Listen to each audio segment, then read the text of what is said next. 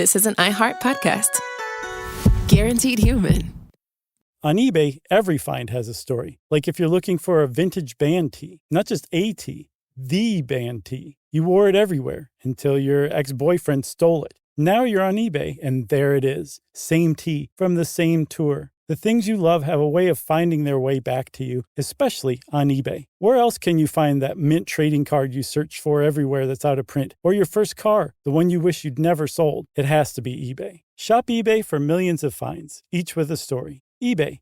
Things people love. With no fees or minimums on checking accounts, it's no wonder the Capital One bank guy is so passionate about banking with Capital One. If he were here, he wouldn't just tell you about no fees or minimums. He'd also tell you about how Capital One cafes are open 7 days a week to assist with your banking needs. Yep, even on weekends. It's pretty much all he talks about. In a good way. What's in your wallet? Terms apply. See CapitalOne.com/bankguy. Capital One N.A. member FDIC. Welcome to Stuff You Should Know, a production of iHeartRadio's How Stuff Works.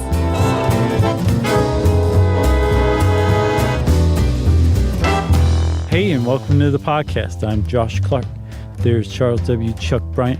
Jerry's over there, and you may already be a winner because you're listening to Stuff You Should Know, the podcast. I was going to say a version of the same thing. So hey, that's the spoils of doing the intro. That's right. You may be a winner. Yep. Chump. Sweepstakes. Yeah, man. So I was aware of sweepers before, that there's this group of people out there. Yeah, hobbyists, people who enjoy sweepstakes, and we'll talk about them later. But as I got more and more into like researching sweepstakes, I'm like, wow, this is pretty interesting stuff. There's a lot more to it than even that. Yeah, I have never, I don't think, entered any contest. Well, you know what? I fully take that back because almost every year I enter the HGTV Dream Home. Do you really? Yeah. Well, that's like one of the big sweepstakes in the United States. Yeah. Well, I mean, every year that I sort of remember. I haven't had cable TV for a few years, so I'm not reminded as much. But that's one of those, like, I mean, have you ever entered or have you ever seen those houses? Yeah, I've ran across them so cool. during this research, and yeah, they're very beautiful. Not only that, they don't stop with the house. They'll give you a GMC Yukon and like, here's $500,000 in cash, too. Yeah, it's gotten crazy now. You know, here's some, here's a couple of snakes that are really exotic and expensive. I think they do a green home as well now. Yeah. I think there are a couple of them, and one of them, I think the green home one year was Serenbe here outside of Atlanta? Yeah. I think one of them was at Serenbe. Yeah, there's one that they gave away in the last year or so down on Merritt Island in Florida, where I've been. And then there was one in, I want to say Miami or something, and I read about the person who won. Actually, it was written in the Miami Herald. I don't remember where the house was, but they couldn't afford it. They won, and they were like, I can't afford the taxes on this house. Yeah, that's what growing up, everyone's dad basically, well, you got to pay taxes on that stuff. Right. That was a great dad impression. I would find a way to work that out if I want an GTV green home or whatever. But I mean, if you all of a sudden were like, I don't have $15,000 for taxes. No, that's true. I mean, I think that's the same with game shows and stuff, right? Oh, yes. As a matter of fact, Chuck, you can read all about that in our chapter on the Perfect Price is Right game, which is in our Stuff You Should Know, an incomplete compendium of mostly interesting things book. That's right. And I got to tell you I'm trying to think. I think of all the chapters in that book, that might be the one that I was most jealous of from the podcast standpoint. What do you mean? Like putting it on as a podcast. Oh, I see. Rather than being a book chapter. I was like, oh man, I so want to do that as a podcast. But maybe one day we can. I don't think there's anything stopping us from doing that. I think people we would might want to wait a little it. while. Nope, we're doing it next week. I don't want to undercut the book sales. Well, no, we definitely won't. But I think we're totally fine to do any and all. That one out of all of them will be the most difficult because it's such a straightforward story. But I'm sure we'll find a way to plump it up. I wonder if that would incentivize people to buy the book. If we did an episode from one book chapter and said, do you want more? Yeah. Like how many more? How many chapters are there again? For 27. Yeah. You want 26 more stories? for your reading Get the book. pleasures. Especially if you put it all awkward and vaguely hostile like this. Yeah, I think that's the old publishing trick. Right. Hostility. Right. Or assertiveness, one of the two. Poe moved a lot of books that way. He did. So, you can order our book now, pre-order anywhere you order books, including IndieBound. And didn't you come up with the Bitly? Yeah, okay, sure. What's Bitly? If you want to support Black-owned bookstores, you can go to bit.ly/SYSKBLM and order it from there. Yep. So that's our spiel, which actually was organic. It's not at all scripted. Don't think that. If you did, then you obviously missed the clumsiness in all of it. But we're not talking about our book today. We're talking about sweepstakes. Sweepstakes. And in fact, sweepstakes, Chuck, the word itself, sweepstakes, is hundreds of years old. I think they found its origin at least in the 13th century. Yeah, because back then you had stake in it. Like you would buy, it was kind of like a lottery. Mm-hmm. You would get a bunch of people to throw in money for a ticket. It probably wasn't even a ticket. And some person would win. And so they would sweep the stakes. But it's not like that. A competition in the UK, a contest in Canada, a sweepstakes in America. Those are different because they are always no purchase necessary. That's the differentiator. Right. The one thing that they have in common with those is that the winner takes all. That's the point. There's like a grand prize where this one person wins the prize. You sweep the stakes, right?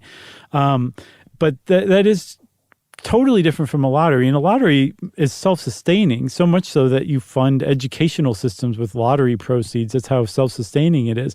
With a sweepstakes, it's like, well, there's one person putting up the prize, but then somebody else comes along and wins it. What does that person who puts the prize have to stand to gain from it? And the answer to that question is the heart of sweepstakes, which is basically publicity. That's where they came from. Sweepstakes, or like you said, competitions in the UK or contests in Canada, they were born in maybe the 40s, 50s for sure, as a marketing and advertising tool that some companies and salesmen came up with to basically move more stuff, or at the very least, get people interested in some item or product that would have otherwise just been overlooked in a regular ad.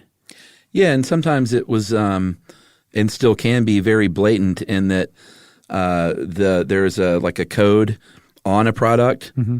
And you it says no purchase necessary, but sometimes you can actually buy a product that has a code that you can then enter, like a UPC symbol or something. Sure.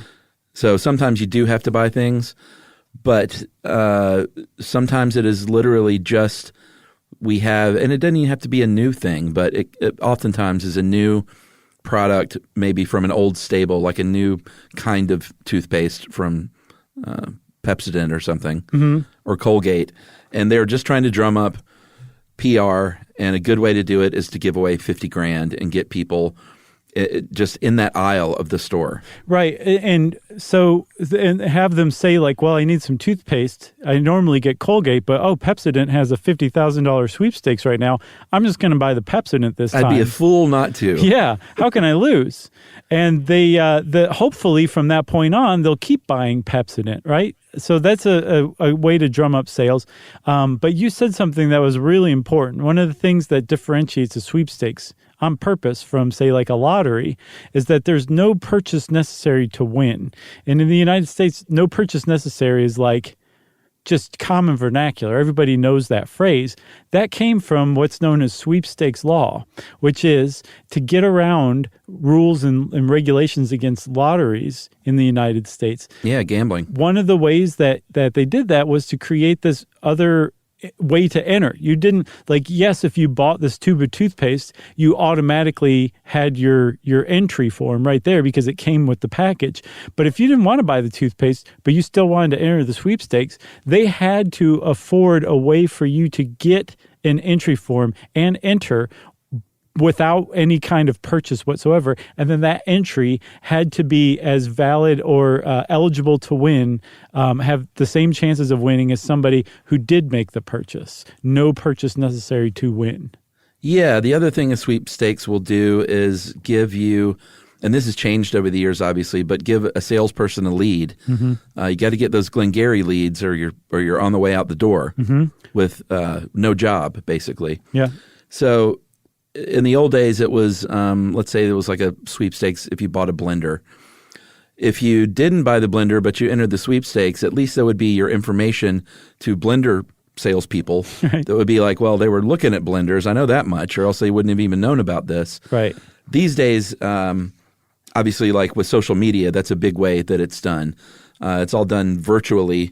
So they know that if you just click on something to enter a sweepstakes, then all of your information can be sent to whatever company that is. And that's why you're going to start seeing, if you enter some like REI sweepstakes or something, don't be surprised when in your social media feed you start seeing nothing but ads for outdoor gear. Right, exactly. But it's kind of updated for the 21st century, but it's the same principle. You're saying, I'm interested in blenders. Please send me all the advertising you can find on blenders. And that was how it was before when you sent in your info by hand or put it in a box in the store. It's the same thing now when you enter to win an online sweepstakes and you share your contact info like that. It's just now we call it data mining. And rather than the blender salesman getting in touch with you to see if you still want a blender that you didn't win, it's some third-party marketing company that is getting in touch with you because your information was sold to them because you entered into that blender sweepstakes. So it's different, it's updated, but the point's the same. Sweepstakes are there to increase brand awareness, to generate buzz or hype around a new product. It's a form of advertising, and it's a way to generate leads for sure. And the thing is, they were huge in the 50s and the 60s, and one of the reasons that they took off was because of Reader's Digest, actually. Yeah, Reader's Digest, the little tiny magazine that everyone's grandmother had, and that you would read, Laughter is the Best Medicine, and what was the other one? There was a couple of like very kid-friendly regular things. The joke one. Meth. Yeah, I think it was meth. All exclamation points. Right. No, there was another thing. It may have been like true stories that were also funny, but I remember reading Reader's Digest a lot as a kid, which is hysterical because it's so not kid-friendly. So the point is they go through and read magazine articles and then condense them down to like abbreviated versions. It's just the broad strokes, right? I think so. Like I never got that back then, but I think it's sort of like a dummy's version of the Utne Reader, from what I can tell. Man, that's so bizarre. Yeah, so they would... yeah, what a weird concept. Is it still around? Oh, yeah. Reader's Digest is definitely still around. I guess it's like the antithesis of long form, where they're just like, we don't need all that stuff. Here's the main points. Huh. I'd like to get my hands on a Reader's Digest and see what it's like these days. And a shawl. A nice doily. Because it gets a little chilly.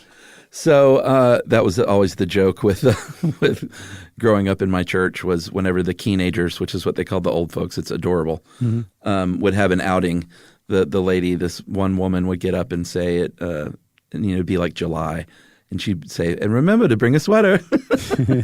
At the end, it didn't matter what time of year. That's adorable. Got to bring a sweater. So, and of course, that's ageist to make fun of. Dude, it's so funny you said that, because I was about to say, like, 10, 15 years from now, we're going to have our backs against the wall. Yeah. When ageism's a thing, yeah. No, that's not what I was saying. Oh, okay. I was saying we're going to get called out for our ageist offhand remarks. I know, and we're going to be cold. Both. Because we're going to be old. That's right. Bring a sweater. So Reader's Digest had a form, and they were very upfront about their sweepstakes. It was pre-printed. It had a number there, and you could just fill it out and mail it back. And Reader's Digest was trying to sell subscriptions, and Publishers Clearinghouse is obviously the elephant in the room. The big daddy of all sweepstakes, which is another weird company when you think about it. Very, especially today. Yeah, I mean, magazine subscription sales. But that's where the company started out. It was a magazine subscription salesman who went door to door and said, you know what? Nuts to going door to door. I'm just going to drum up a brochure and mail it out to people. And he started getting responses like that, so much so that he put this company, Publishers Clearinghouse, together. And then when they became like a household word was when they attached sweepstakes to it, like Reader's Digest had demonstrated was so effective. Because like with Reader's Digest or Publishers Clearinghouse or whatever, ultimately at the end of the day, they're trying to sell you something. Like you said, Reader's Digest is trying to sell you a subscription.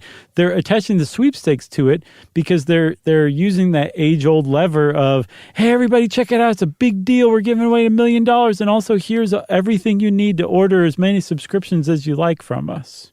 Do you have any magazine subscriptions? Yeah, we've got Dwell, which is no longer to my taste. Like, I don't like current modern design and architecture and decor today right now. But we also have one from Elle Decor. That one is very much up my alley. There's a lot of color and stuff like that. We have Men's Health and GQ, I think. Oh, really? Yeah. Which is not paying off right now. That's funny. Because I dress terribly and I'm overweight at the moment, big time.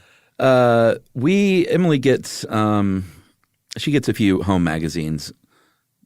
I think like you guys, we both share our love of like architecture and stuff like that. So we like looking and fantasizing about like these amazing places. That's why I enter the dream home thing every year. I know. It's kind of like a little mini vacation to go through one of those magazines. It is. It really is. It's also fun to judge and be like, ugh, you paid $1 million for that, you chump. Why don't you get some taste? But that's what I say to the magazine. What I'll never be, though, is the person on HGTV, House Hunters, that walks through and goes, "Sheesh, I don't know about this place. Look at that ceiling fan." Do they do that on House Hunters? Oh, people. I mean, it's all set up anyway. House Hunters, they already have the house when they go on the show. It's a big scam. But yeah, there are people that say like, you know, this ceiling fan or this wallpaper, and they're like, that's really easy to change, my friend. And the producers off camera, they're like, can you actually like stick your finger down your throat and make yourself vomit? It'll really, really pay off. All right. I think we should take a break and come back and talk a little bit more about sweepstakes. How about that? Let's do it.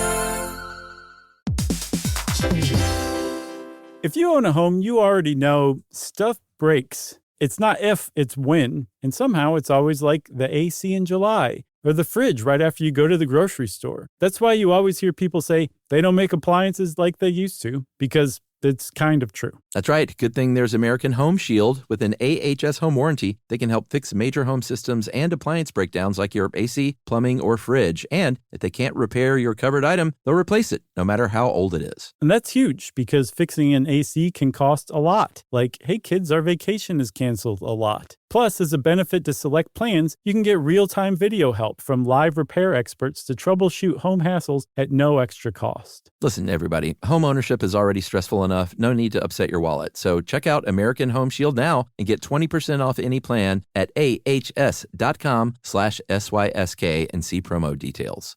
See ahs.com/contracts for coverage details, including service fees, limitations, and exclusions. American Home Shield. Don't worry, be warranty.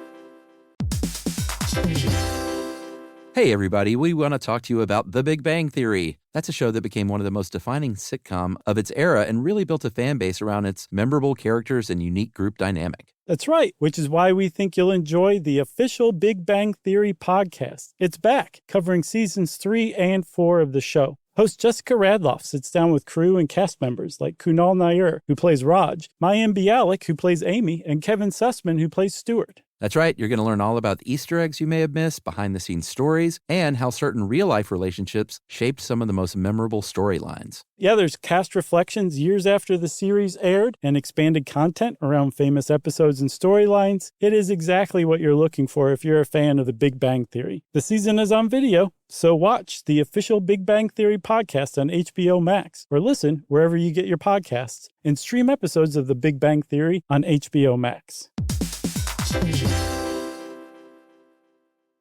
Wanna learn about a pterosaur and call it pterodactyl? How to take a perfect poop and all about fractals. Genghis Khan, Attila the Hun, the Lizzie Borden murders and the cannibal runs. Gonna explain everything to your brain explodes. It's Chuck and Josh. It's stuff you should know. Word up, Jerry. Okay, Chuck, so we've been talking about the HGTV Dream Home giveaway, and there's good reason because it is one of the big ones, but it's also one of the easiest to understand. If you go and read up on HGTV's Dream Home sweepstakes, you're going to find there's a very clear reason that they give away this huge prize with all of this money and cars and all this stuff, because I guess they build the home over the course of like a season, and then they give it away. So part of this TV show wrapped around it. Right. So they're generating viewers for the TV show, which is supported by advertising. And the more viewers you have, the more you can charge for ads. So the sweepstakes is just basically being used to generate buzz for the TV show now, or vice versa, maybe both. But the point is it's paying off for them, which is why they keep giving this stuff away. But I have a soft spot in my heart for this one because they are one of these few giant sweepstakes that just say, here's how it's done. Ask us whatever questions you want. This is all very much on the up and up. Yeah, and it's also just a big advertising bonanza period. So not only are you getting that GMC SUV, it's like Frigidaire, and like I guarantee you every single thing in that house has some sort of sponsorship attached to it, like from the siding down to the dude who poured the concrete. I'm sure they all donate that stuff for in-kind advertising, That's a Tommy Thompson brand concrete job. It's double stamped.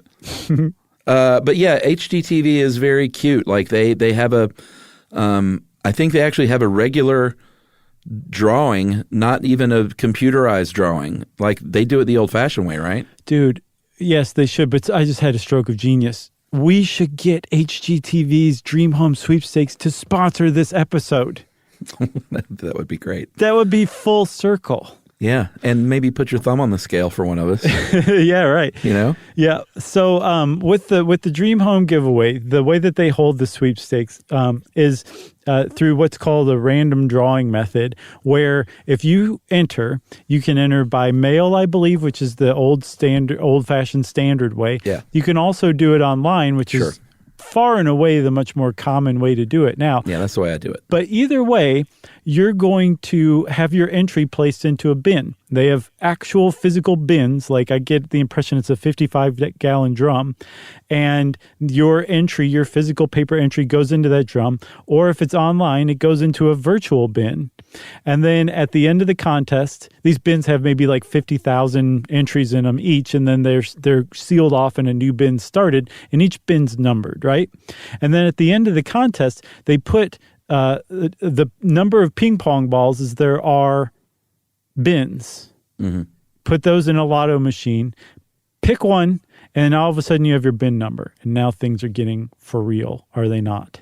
They are. And then, and I think that's what I like about it too, is the old school nature of it, wherein like you're getting selected out of a hat essentially, and you have just won a house. Well, no, not yet. Your bin has just been picked. You haven't necessarily been picked yet. You got to tell them how old school and lo-fi this is. Oh, well, yeah. Once you get to the bin, I mean, don't they just like dump it on the floor and literally pick it out? Yeah, when they seal a bin, they give it a good shake and a roll and all that, so that like the first entry isn't necessarily any better off than the last entry. They're all mixed together pretty well.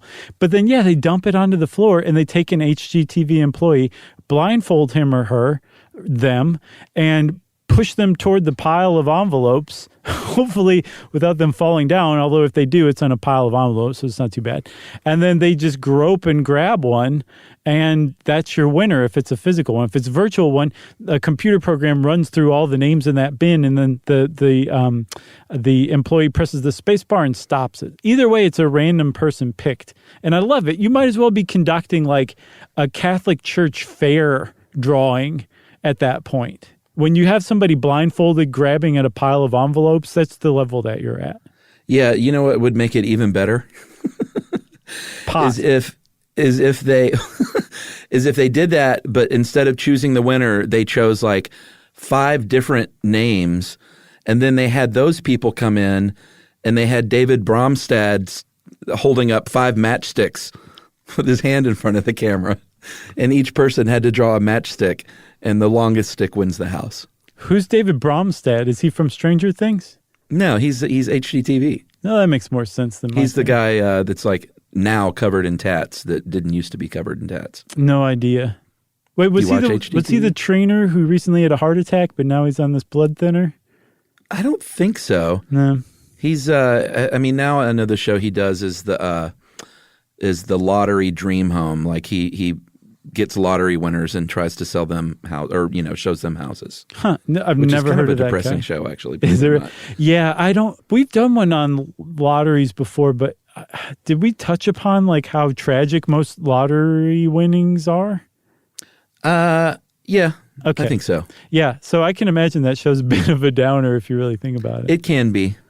Yeah. That's all I'm going to say. I might have to start watching that. I'm in the market for a downer TV show, so thanks for that. Well, you would think a dream house show would be like nothing but awesome and excitement. Oh, but no. I think sometimes just the way people like to spend their money can be depressing. Yeah, I'm with you. You know what I'm saying? Yeah, I do. I don't want to judge if that's their. I don't want to yuck their dream house yum. Sure. Oh, I see what you're saying. I thought you meant like I just bought 1/17 of a share of the Dallas Cowboys. So probably pretty valuable. So that random drawing method is pretty standard. That's kind of, from what I can tell, the gold standard of sweepstakes. There's also one that's one of the original ones called the pre-selected method. And this is the one that was used to great effect for many decades. And it's the one that Publishers Clearinghouse frequently uses too, where the winning number is selected first secretly and held in confidence. And then a bunch of numbers that have the same number of digits as that winner, including that actual winning string of numbers, are put onto mailers for Publishers Clearinghouse and mailed out everywhere, which is why they can say you may already be a winner, because you could conceivably be holding the winning envelope because the winning number is already pre-selected. Yeah. As a kid in the 70s and 80s, we didn't really fully get that. No. We saw an envelope with Ed McMahon, he should have been Ed McMahon, with his name and face on it. You may already be a winner, some fake check written out to you. Sadly, a lot of people thought those were real checks. There have been stories about that. We'll talk about them. So I didn't really fully get that, but I guarantee you that the people that participated in these things knew that it was a pre-selected winner. Mm-hmm. And if you are lucky enough, and you got to pay attention, because what they kind of counted on was that most of these envelopes get thrown away. Yes. Most of these prizes go unclaimed. Right. I think that 10% of the prizes were ever even awarded for those early Publishers Clearinghouse sweepstakes. Yeah, that was not even Publishers Clearinghouse. I think this might have been before then. This was like Colgate Palmolive and oil companies and soap companies and toothpaste makers were all like using this pre-selected method, and they would get all of the attention and all of the advertising, but they would have to give out none of the money, because the chances are that the winner or the person with the winning package didn't go to the trouble of actually taking it back to the store. And so they would get all the advertising without having to give up any of the money. And so this actually got a lot of bad press. It led to FTC hearings. It later led to congressional hearings that created some legislation we'll talk about later. But the upshot of it is that it caused companies that have sweepstakes to create what's called a second chance drawing, which is, let's say, you preprint all of these entries and send them out, and one of them has this pre-selected winning combination that dilutes the chances so tremendously that the chances are the grand prize is not going to go anywhere. But with a second chance drawing, you have a smaller prize. Say like the grand prize is $10 million. Second chance drawing grand prize might be $1 million. And you select the winner from the entries that were returned. So it's guaranteed that somebody is going to win that second chance drawing. That seems to have appeased the town folk with their pitchforks and torches. Yeah, because a Publishers Clearinghouse grand prize winner is... The odds are astronomical. Literally. like the $1,000 day for life is 1 in 6.2 billion. Like Powerball is a great deal when you compare it against something like that. Yeah. And PCH is pretty tight-lipped. It's hard to get a ton of information about exactly how it works and why it would be 6.2 billion, because it's not like there's that many people entering. There's no way that's happening. No, and I looked so high and low and in the weirdest little crevasses of the internet trying to get an answer to this, and I could not find it. The only thing that I can imagine is that it has to do with the number of entries put out there. But they're certainly not printing out and sending 6.2 billion mailers. They're just not. Is it the sweepers like doing this thousands and thousands of time each? It's possible. It's possible, because I did see people say like the chances are so high because they get so many entries. But what you're talking about is that would be almost every single person on Earth entering, which isn't which isn't happening, or every single person in the United States entering 17 times. I guess if you have some sweepers, hardcore sweepers, and enough of them, it could drive the chances up that high. But it just seems like there must be something to do with like the randomly generated number, something that has to do with driving up the stakes. Because like you said, Powerball seems like easy street. Powerball's chances are 1 in 292 million. This Publishers Clearinghouse is 1 in 6.2 billion. And the reason for this huge discrepancy is because they're structured differently. When you play Powerball, you have to pick 5 numbers from a pool of 69 numbers, and then 1 Powerball from a pool of 26 numbers. And when you calculate the factorials together, which are words that I put together, specialty. I think I combine them accurately, but I have no idea what I'm talking about at this point. You have a 1, any combination you choose has a 1 in 292 million chance of being right, because there's 292 million possible combinations. Yeah, it's very black and white. Yeah, totally understandable. Even if you don't know what factorials are or how they work, you can get that. But again, with Publishers Clearinghouse, it's like, wait a minute, how is this possible at all? 1 in 6.2 billion. I cannot find out how. Yeah, well, one thing is for sure, if you do win, and this was kind of made me feel a little bit better. If you do win, they're going to find you, and I thought this is sort of the opposite of how it would be. I thought they would be like, no, you got to come to us, and we're really not going to make much of an effort. Right. But they do. They find you. They will use a private detective to find you and track you down. Mm-hmm. Tommy Thompson, concrete pouring in private detective agency. There's a P&G executive who testified during those FTC trials in the late 60s. It says they exhaust every resource to find anything, any winner over $500. Mm-hmm. And usually the winner comes forward.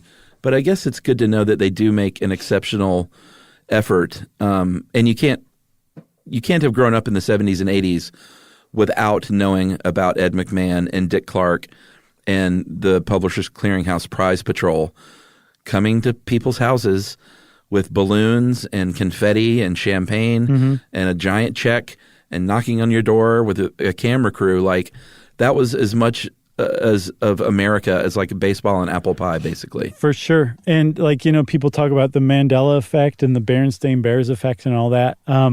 A lot of people associate Dick Clark especially, but also, Ed McMahon especially, but also Dick Clark too, with Publishers Clearinghouse. They never once pitched or worked for Publishers Clearinghouse. Isn't that funny? To this day, people, even back then, I saw a contemporary article that was like, confused them with Publishers Clearinghouse. They worked for American Family Publishers, which was a knockoff, also ran for Publishers Clearinghouse. Yeah. They never once pitched for Publishers Clearinghouse. Publishers Clearinghouse has always had that prize patrol that shows up at your house, and that's always been Publishers Clearinghouse employees, and they apparently are legit. Like, if you win, they don't get in touch with you ahead of time. They just show up at your house, or if you're not home and you're on vacation, they'll show up where you're vacationing. They'll show up at work. Wherever you are, they're going to show up with these camera crews and give you this grand prize. So that apparently is legitimate. Yeah, and if you want to be a party buzzkill pedant along the order of it's actually the low on the totem pole is the prize place to be, then just start floating that American Family Publishers fact to people that you meet. Is that right? Because I love that I think one. so. Oh, man. I need to, I'm not going to be able to help myself. I think if I was at a random party, if this had never happened, and I was at a random party and said something about, I told a great story about Ed McMahon and Dick Clark and Publishers Clearinghouse, and someone said, well, actually, they worked for American Family Publishers. Right. I don't think there's any way to frame that in a way that makes that person look good or fun. It's all in the delivery. You laugh along and be like, that's crazy. But even get this, it's even crazier. They never even worked for Publishers Clearinghouse. And everybody triple laughs on top of the laughing they're already doing. There's or a way. It just goes dead and you're left going, but I framed it correctly and I said it in an engaging way. I said, well, actually, with my finger up. And then I would say, yeah, but what about that bloopers and practical joke show? Then everyone would be laughing again, and you'd just slink off in the corner. I would, and that's my typical party behavior anyway. Do you remember that show though? Oh yeah, totally. Like I can't that's remember where what it was called. It was called bloopers and practical was jokes. It? Yeah, I believe it. That's all it was. It was like the title was the description. That was great. Remember they had the sort of like Sergio Aragones cartoon guy who'd come in and sweep the stage. Oh, totally. Yeah, I'm pretty sure that's what it was. Fantasy Island. Do you know they rebooted Fantasy Island? Yeah, I didn't watch. It was supposed to be super dark. Well, the first one was. No, was it? The original Fantasy Island was super dark. Oh, I need to go back and watch that because I don't recall that at all. Yeah, like almost all the fantasies ended up being scary and taught the person a lesson on what they should really like fantasize about. Oh, well, I was like 4 at the time. I didn't pick up on that. It is, by the way, it is TV's bloopers and practical jokes. TV's bloopers and practical jokes. Yeah. All right, let's take a break and we'll talk about the very, very few sweepstakes that are in existence today, right after this.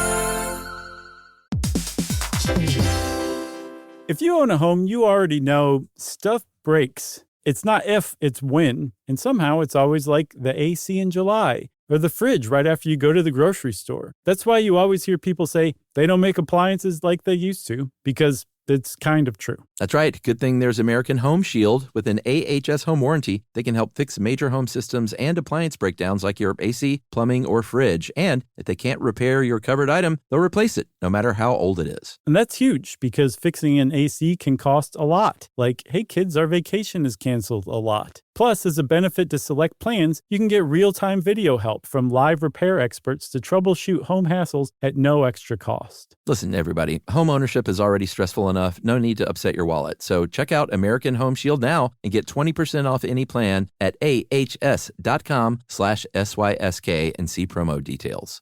See ahs.com/contracts for coverage details, including service fees, limitations, and exclusions. American Home Shield. Don't worry, be warranty.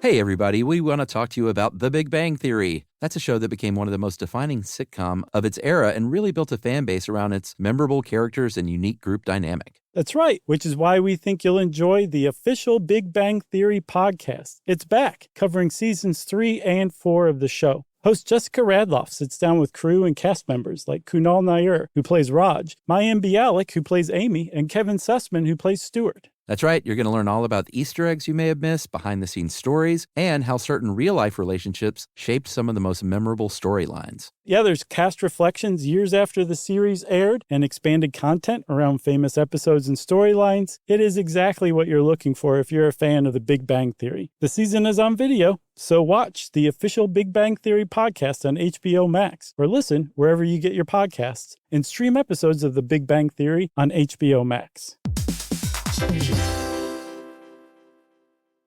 Wanna learn about a pterosaur and call it pterodactyl? How to take a perfect poop and all about fractals? Genghis Khan, Attila the Hun, the Lizzie Borden murders and the cannibal runs. Don't explain everything to your brain explodes. Just Chuck and Josh, it's stuff you should know. Word up, Jerry. By the way, Chuck, TV's Bloopers and Practical Jokes has a 5.3 on IMDb, which is wrong. Really? Yeah, that was a great show. Oh, man. And I bet you that dumb Saget show has got like a 9 out of 10. Well, these days it's Alfonso Ribeiro. Is it? Yeah. I've never been a fan of those. They're okay. You ever watch Ridiculousness? No, I never saw that. That's all it is, but it's much more like painful to watch. Like skateboarders getting racked and stuff? Yeah, just really dumb stuff, but it's mesmerizing. And somehow they have an infinite, limitless supply of episodes of it because it is on 24 hours a day on MTV. Is it really? Yeah. I think I've told this story before, but I like to put it out every 5 or 6 years in case the person listening is this person. Is when I was at UGA one day and I saw a guy completely busted on a bicycle on the sidewalk and his books went splayed out everywhere.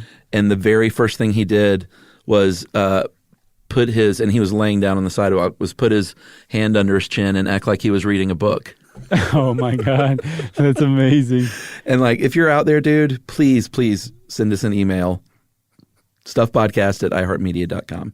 Because that was one of the best reactions I've ever seen in my life. Yeah, that's a sharp dude. It was pretty great. For sure. So before we broke, I was being coy about the very, very few sweepstakes that we still have today, because surely these went out of style in the 70s and 80s.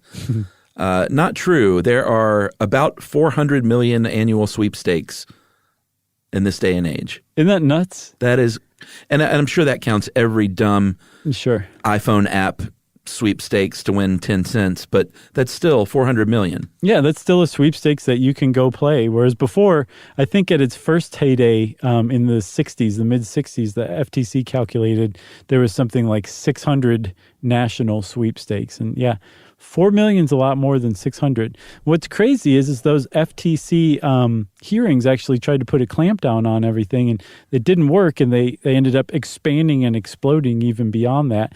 But one of the things that has kind of driven that, I don't know if it's got to be a chicken or the egg kind of thing. Like, has it been these people who are called sweepers, or in the UK they're called compers, who their hobby is engaging in sweepstakes? Did they lead to this proliferation of it, or are they encouraged by the easy access to sweepstakes like never before? What do you think? I don't know, because I didn't know sweepers existed. I didn't know that there were people that would spend, sometimes a couple of hours a day randomly, or not randomly, very pinpointedly looking for and registering for all kinds of sweepstakes, using spreadsheets, using their autofill on their computers, just to enter to win over and over and over again. Yeah. But they're out there, and it's a subculture that I'm surprised there may be a documentary about them. I don't know. I haven't run across any mention of one. There's a really good Zachary Crockett article. Zachary Crockett, amazing writer,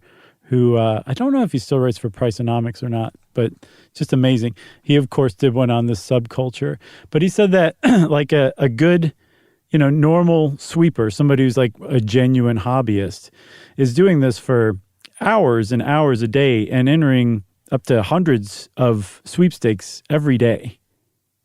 Hundreds? Yeah, hundreds of to win a sweepstakes. major award, like Christmas Story. That's what they call them in the... I should say, so there was a Slate article from 2003, and it had a lot of just blatantly factual errors, or blatant factual errors, and was really arrogant and like dismissive toward this group. So it's possible they don't call them major awards, but that's where I got that from. But the lingo was MA, that they're after the MA, big cash payouts, cars, boats, major awards that are not necessarily fragile. Yeah, and it's still the same sort of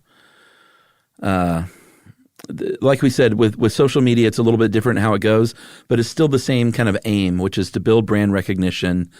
You see major brands doing these sort of fun games, like Jeep hid those tiki torches. And this was sort of like a scavenger hunt. You had to go around and find these torches. There were clues on Facebook. You win a Wrangler if you found all the torches, and that's good for Facebook. It's good for Jeep. It's probably good for tiki torches. Right. But every department store on the planet has some sort of, even very minor, like here's a $50 gift card kind of thing if you retweet this or whatever. Like those are just all over the place now. All over. There's a site called Sweepstakes. What is it called? Sweepstakes Hub? I think so. I mean, if that's not what it's called, it might as well be called that. I can't find it right now. We'll see if we can call it out later. But I went to it today, and I mean, dude, there's a sweepstakes for everything. There's a new podcast out, and they're giving away like an Amazon Alexa just to generate interest and awareness of their podcast. It's like everything has some sort of sweepstakes. Like if you got a new book, give away 5 books. We should do this. You give away 5 books, and then hopefully everybody's like, well, I didn't win, but that book sounds pretty great. I'm going to go ahead and buy that book. Or at the very least, now I'm on a mailing list for this publisher because I've just shown them that I like books enough to enter into the sweepstakes. Is that podcast? Let me ask you this. Can you listen to it on iTunes, iHeartMedia app, or wherever you find your podcasts? Probably. Interesting. They're doing something right. Yeah, they are. I'm going to find the name of that podcast because we can't I know that would not mention be nice. a podcast like that and just never give the name. So I'm going to do a little researching while you tap dance for us, okay? Okay. A 1 and a 2. So, at least 400 million sweepstakes today. Now, like you said, the FTC got involved. They held hearings, and everything is on the up and up now. You have to, and I'm sure this is all very much spelled out as far as like you have to clearly explain the rules and clearly explain your chances of winning. Mm-hmm. And I'm sure that's very much mandated on what clearly means. They're not just like, yeah, whatever you think is clear is fine with us. Yeah, Congress actually got involved and passed an act. Yeah. And when was that? 1998. 98. Okay. Yeah. Yeah, I mean, that's what Congress does sometimes. Right. But the reason why is because there were a few cases that sort of troubled people, to say the least. Yeah, they passed the Deceptive Mail Prevention and Enforcement Act, also known as the Sweepstakes Act. And there was one case in particular that really pushed everything over the edge. Where the old guy? Yeah, this elderly man in his 80s. He lived in California, and with his own money, he flew not once, but twice to Tampa to the American Family Publishers headquarters to claim his prize money because he got in a mailer that said that he was already a winner. Apparently, the actual label said final results are in and they're official. You're our newest $11 million winner. And then if you read the fine print, it was like, if you have the winning number. This man flew twice to Tampa to collect on 2 different prizes because of mailers twice. And they finally said, enough's enough. I can just picture him on the plane and like telling his seatmate like what's going on and then not knowing what to do, quite frankly. Well, yeah, imagine being the seatmate. He's like, see, check this letter out. Yeah, and you're just like, oh no, this is not going to go well for this guy. Yeah, like what do you do there? I wouldn't know what to do because that hits me right where it hurts, which is to be kind and empathetic, but also to not let someone go through something like terrible. Right. So that presents a real ethical quandary for me. Well, I think at that point you kind of say, I'm going to be late. I have to go to American Family Publishers headquarters before I come to the meeting because I got to go with this guy. Now. Yeah, that and coronavirus, right? No, really, I just don't want to take the chance of being next to someone going to pick up their grand prize that doesn't exist. So part of that 1998 congressional act is that like you really need to be a lot more clear about the odds of winning. You have to say things like no purchase necessary, or another phrase is buying won't help you win. But the whole thing, from what I understand, and by the way, American Family Publishers is now defunct. They went under. Fortunately for Publishers Clearinghouse, they got all sorts of free press because people used to just think American Family Publishers was Publishers Clearinghouse, but they also got all the bad press too because people would think that anything American Family Publishers did, it was actually Publishers Clearinghouse. So it was really weird. I think it is where like 2 alternate universes kind of came together right there. Now, which one was it that there was one case where they had the entry envelopes, the entree envelopes. Yeah, that's very packaged in such a way that You could tell the envelopes where people actually did buy a subscription and where they didn't, even though they were both supposed to be entered, which very easily allowed them to just throw away the ones where they didn't actually buy something. Was that PCH or the other? That was Publishers Clearinghouse. And they were found... They had blood on their hands too then. Throwing away hundreds of entries that had no check. Because again, remember, what they're trying to do is get you to subscribe to a bunch of magazines, or now they sell vitamins or housewares or something like that. And if you hadn't sent a check in, apparently some big chunk of entries got just thrown away. Well, and you talked about sweepstakes law. They did have to settle a lot of lawsuits over the years, civil lawsuits from contestants. So, there were people that were wise to it, and there were attorneys out there very willing to take those cases, I'm sure. Yeah, and I think over time, part of it was because of that pre-selected thing where people were like, what do you mean nobody won the grand prize? People really paying attention to that kind of stuff, and they would get sued. And I saw that they paid tens of millions of dollars to settle some of these and fight some of them too. So, but they're still in business, which means that they're still making so much money that it's worth holding these sweepstakes, not just to give the prizes away, but also to fight off litigation as well. Yeah. And one way that you can really kind of fight off litigation is by hiring what's called sweepstakes administrator.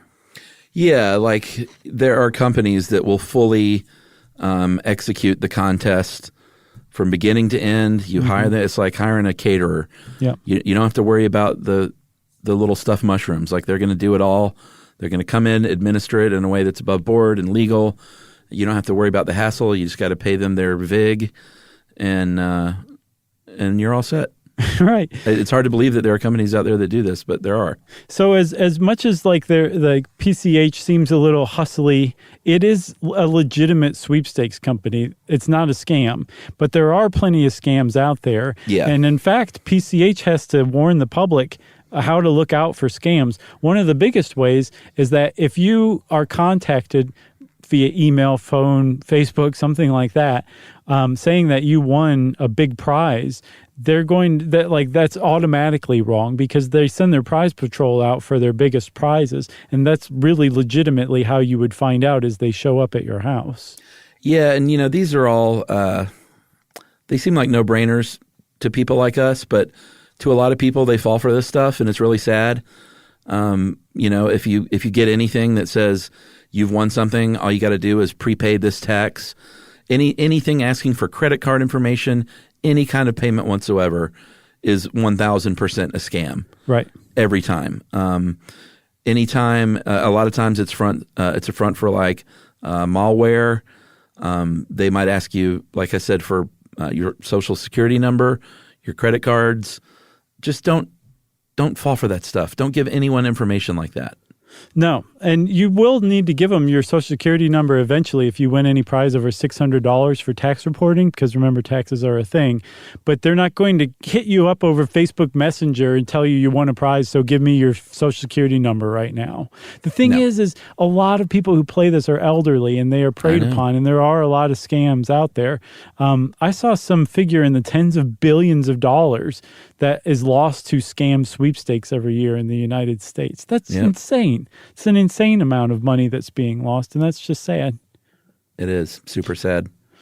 So the name of the podcast is called The Authority with Brian S. Arnold. And what's sad is they're in week 8 of their 8-week giveaway, sweepstakes giveaway, and so this will come out long after the 8 weeks is up. So sorry about that, but there was a sweepstakes that the Authority Project with Brian S. Arnold held to win a speaker. And it's interesting, and this is not off topic, but over the years, a couple of times we've had a couple of dumb ideas like, hey, why don't we give away a thing to listeners for, just doing something? Mm-hmm. And every single time, like the legal department of whatever parent company we had was like, no, we're not going to get involved in this kind of thing, because then it's a contest. We're like, well, it's not really a contest. It's just very lo-fi. And they're like, you can't do that. You have no idea the can of worms you're opening up. Yeah, because there's a whole branch of law called sweepstakes law, and it involves following the letter of the law and also helping people sue people who are suspected of not following the letter of the law. Yeah, so as attorneys, they just kind of always squashed it. Sure. So I just want to give a big shout out. We never said, I don't think, why people do this real quick, Chuck. And there's a woman named Sandra Graushoff, and she is probably the world's leading expert on sweepstakes, at the very least, America's leading experts on sweepstakes. She runs the Balances sweepstakes pages and just legitimately knows what she's talking about. And she just said it's excitement. It's as simple as that. That like the idea of getting a check or getting a prize affidavit in the mail is very exciting. Other people have called it a high. And Graushoff says, it turns out, though, if you're thinking about sweepstakes every day and how to play them better and all that stuff, you may want to get evaluated for a gambling addiction because it can kind of easily traipse into that. I'm sure. Yeah. Who knew gambling addiction would make an appearance? So if you want to know more about sweepstakes, well, go forward and check them out. And since I said that, it's time for listener mail. I'm going to call this how we helped somebody out recently. Hey guys, want to say thanks before even telling you why. I honestly cannot thank you enough. My name is James, 21, and I'm from Glasgow, Scotland. Yesterday, while at work, I received a call from my dad telling me that my grandma had passed away suddenly during the night. Obviously distraught, I left work, headed home to be with my family. I know that nobody enjoys crying, but I really hate it. And as I end up with these very intense headaches, well, through the tears on my drive home with your podcast playing through my car, I was able to laugh and to smile despite the circumstances. I couldn't for the life of me tell you which episode I even listened to, just that it made me laugh and saved me from the literal headache and the heartache that I was feeling, and for that, I'm so thankful. I must have listened to around 200 or 300 of your podcasts in the past month or so, so please keep doing what you're doing. And that is from James M. in Scotland. That was great. Sorry to hear about your grandma, James, and glad we could help. Our condolences, James. But yeah, it is very nice to hear, that we can help people in times like that in some small way, For sure. Makes us feel like real big shots. If you want to get in touch with us, you can send us an email to stuffpodcast@iheartradio.com. Stuff You Should Know is a production of iHeartRadio's How Stuff Works. For more podcasts from iHeartRadio, visit the iHeartRadio app, Apple Podcasts, or wherever you listen to your favorite shows.